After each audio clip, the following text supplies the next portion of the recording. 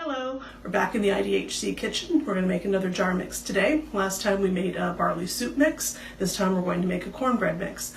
These mixes are great if you're really busy and you don't really know what you want to eat. You can just pull them out of your cupboard, or you can take them with you if you're like camping. There's not a lot of things you need to add to them, and they're very handy to have, and they're easy to do.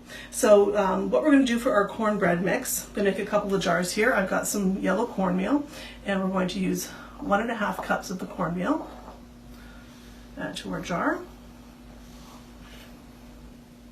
I've got 2 3/4 cups here, so that gives me my 1.5 cups.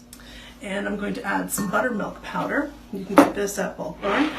It's good at adding a little bit of tang to the cornbread, and it helps with the reaction with the baking powder. So we've got 3 tablespoons of that.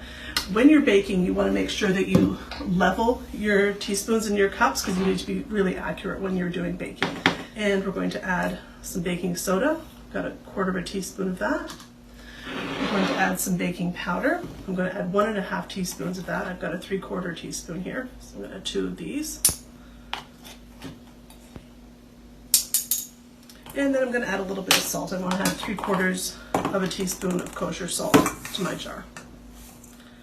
And that's my cornbread mix. I'll shake everything out of the funnel.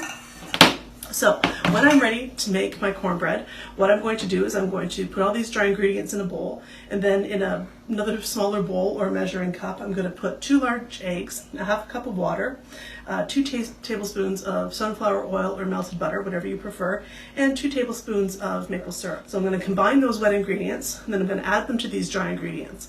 And then I'm going to fill 12 muffin cups that I've lined with paper liners, and then bake it at 400 for about 12 to 15 minutes for the muffins. You could also do it in a 9-inch pan as well if you want to spray the pan with some non-stick spray, or a cast iron pan as well. So I hope you enjoy this, and I'll see you again next time.